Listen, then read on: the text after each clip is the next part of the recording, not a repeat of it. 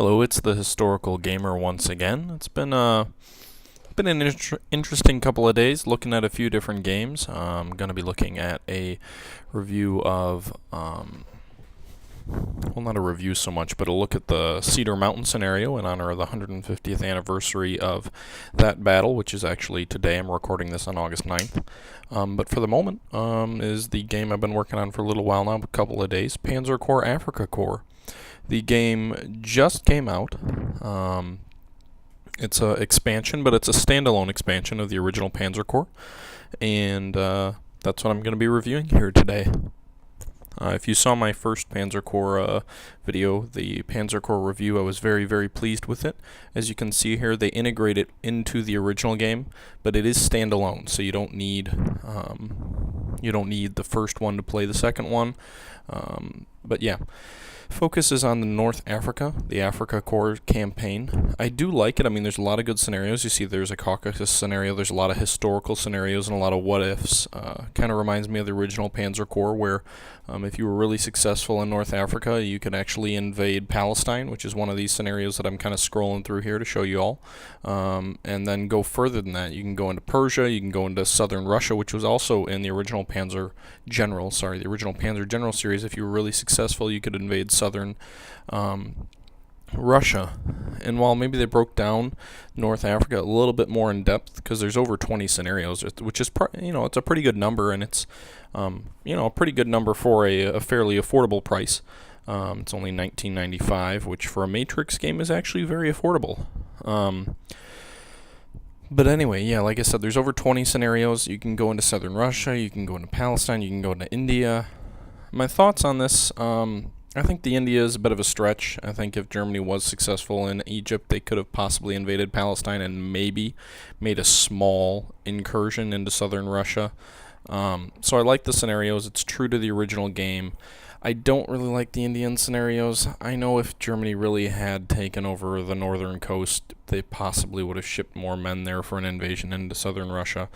But with the British hold on the Mediterranean, I feel like that's somewhat implausible. I mean, they could make an incursion, but I don't think there's any way that they would have seriously overwhelmed the Russians. And my biggest complaint,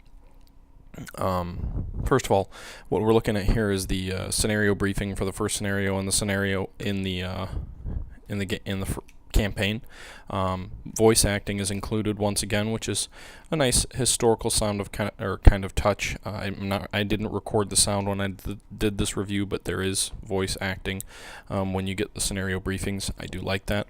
But going back to what I was saying before, I don't believe some of the scenarios are really plausible. The idea of Germany invading India. The Caucasus, a small push, I think, is somewhat plausible. India, not so much. Really, it's a minor quibble, just like the scenario of Germany invading America in the original. A little bit far-fetched, but still fun. So, I mean, it makes for good gameplay. It's just, not sure if I would say it's a historical aspect, although it's fun. So, we can let it pass. I will say one thing that did disappoint me a little bit about the way that Lord's Games Studio has handled this is that the North African campaign, because these expansions are standalone, they don't interface with each other. So while the North African campaign can kind of be standalone to a large degree, I mean, it would really build a nice element if you brought these two together. And I'm playing here the first scenario of the campaign.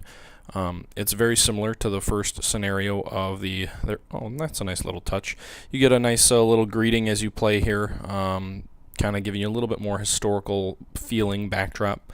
But if you look at the map here, it's very similar to the first Panzer General's first African campaign, where you move in and you take Benghazi and you take basically all of Libya and move a little bit into Egypt, I believe. It looks pretty much like the same exact map. A little bit different setup, but in this one your objective is only to take Benghazi. Another big difference between the previous version of Panzer Corps and this expansion is the inclusion of minor units in your corps. So I'll touch briefly on this. In Panzer Corps, you are given a core of units to carry over from one scenario to the next as the campaign. They're experience carries over, casualties even carry over. You can upgrade units, you can reinforce units, but it kind of builds a feeling of, these are my guys, this is my division, this is my army, I want to, make them better, keep them better, protect them, that type of thing. I mean, it's a very, in that sense, those units move over and it's very dynamic. And in this version, you can now include allied units as members of your corps. So in this version of the game, there is Italian units are part of your army. In fact, in North Africa, the Italian units, especially early on, made the vast majority of the army up. Especially here at this point, I think there will be only one German division, whereas the Italians would have over 100,000 men in North Africa. So that's one big difference. You can have allied units as your minor units. It also includes over 20 new units, things like flamethrower tanks, infantry units with flamethrowers. Not sure if the rocket launchers are new, but there's a lot of new units in this, which definitely adds a nice element to the game. And you also, in addition to that, I already mentioned the scenarios. There's actually 24 of them.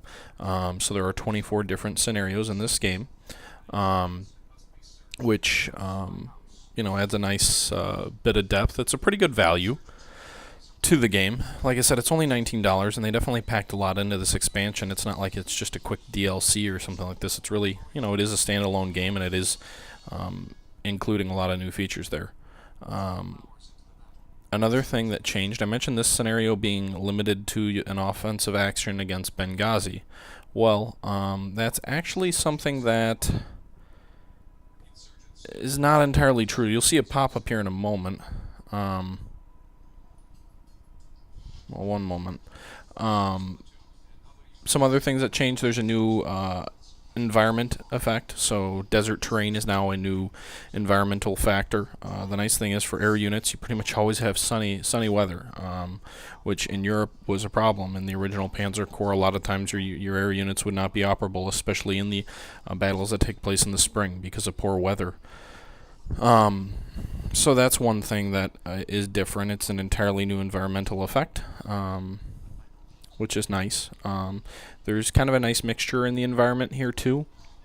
You'll see more green and lush environments as well as more deserty environment, and you're really kind of focused more on moving by roads. I mean, you can move across the open desert at times, but there definitely is movement penalties, and there are new environmental elements like sand dunes and things like that that really restrict your movement more toward focusing along the roads unless there's really a wide open desert or something like that you can just drive through, which is another nice little feature with this game. Makes your movements more strategic and makes you think things out more before you actually before you can actually be successful. You have to take into consideration a whole lot of things.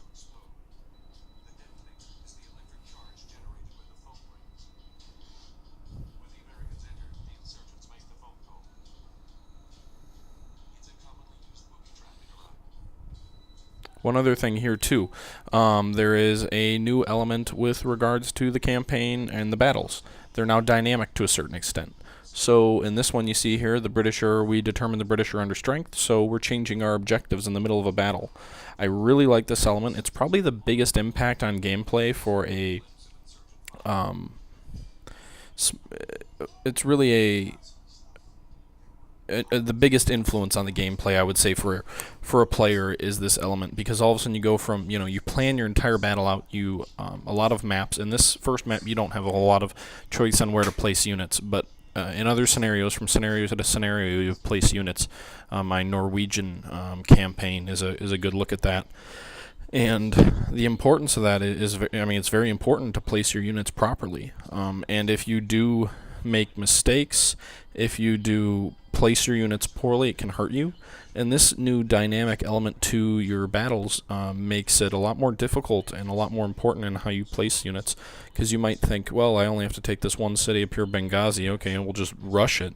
Well, all of a sudden you get a new objective which is on the other side of the map, and your entire strategy has to change mid-game. Admittedly, it appears to be fairly scripted, so I would say that it's not truly dynamic, but it is it is another thing to think about. Replayability might be a little bit less on it, but it's still a very, very nice feature to include, and definitely adds a lot of, I don't know if tension's the right word, but a new factor to the game, which I really like. As far as that's concerned, I mean, that basically goes over a lot of the new features. Obviously, the scenarios in the campaign is all very new, and I've already kind of touched on that.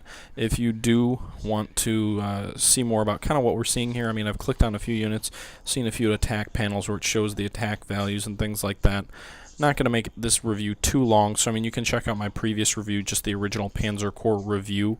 That deals more with, you know, looking there, you can see experience, value against hard attack, value against soft attack, those types of things, more of the base features of the game, which are included in both of these games.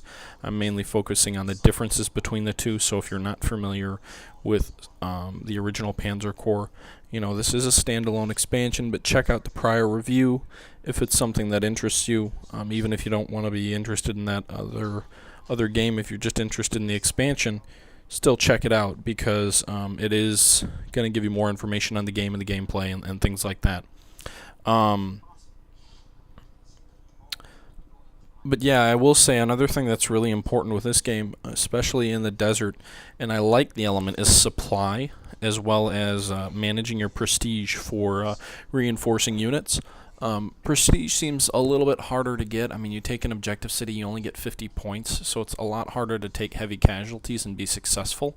And I've noticed early on it appears to be even more so in the desert battles, which is a good thing in my opinion, because one of the things that Rommel, the German commander, was always running into was shortages of tanks, of men, of materiel. He was pretty much always under strength. And that was due to the fact that the Royal Navy constantly harassed his convoys, and really made it hard for him to operate in the desert, because the British Navy controlled the seas for the most part. There were limited exceptions, but for the most part the British Navy really controlled the seas, and to a large degree that's why they were successful. Germany only ever had something like 3 to 6 divisions in the North African campaigns, and what Rommel accomplished was really remarkable, but it definitely was a much smaller scale fight than Russia. Like I said, I wish that the campaigns would have been kind of merged between the original Panzer Corps and this, but I'm sure that would have been a pretty difficult thing to do for a game like this, to include you know, merging an already existing game engine and game campaign with a brand new one. It would have been very difficult, to say the least. Another nice feature here, I don't believe I touched on in the original review, when you have a plane that's starting to run out of fuel, it will turn, it's a hex-based game obviously if you've watched here, but if you're starting to run low on fuel and you want to fly somewhere, it will allow you to fly into areas that you would not be able to get to a friendly airfield from, and cause you to run out of fuel and crash. Your planes will crash if you run out of fuel without being, you know, within range of an airport. But you can fly back to an airport and refuel, and what the game will do is it'll turn the hexes that your plane would not be able to reach a friendly airbase from red. So essentially, if your plane is running low on fuel and you want to go bomb this other unit, but that's outside of where you could get back to wherever your nearest friendly airbase is, you can do it, but it'll warn you by having that hex actually turn red when you pull your unit up to move it. If it is white, you're safe, means you have enough fuel based on where you're going to get back to a friendly airfield. Now, obviously that can change if the airfield falls before you get back there, but it's a nice little feature. But yeah, so as far as that's concerned, what I'm actually going to do now is... Alright, one of the last things I'm going to really go over here real quick. I just want to mention the Panzer Corps 1.10 patch. That patch is it's a newer version of the game which just came out for the original Panzer Corps. It's obviously what's running on Panzer Corps Afrika Korps. But the reason I bring it up is a lot of these changes and features that are added in Panzer Corps, the expansion pack, are also available in the original game without even buying the expansion pack, which for existing users who might be hesitant to buy it for the new scenarios and new multiplayer scenarios, at least can take advantage of a lot of these new features. So for example, the game now allows you to have the desert maps and the new weather type, which I didn't mention. The new weather type for the desert is called sandstorm, which is kind of like a storm in Europe, except now obviously it's a sandstorm instead of like a rainstorm.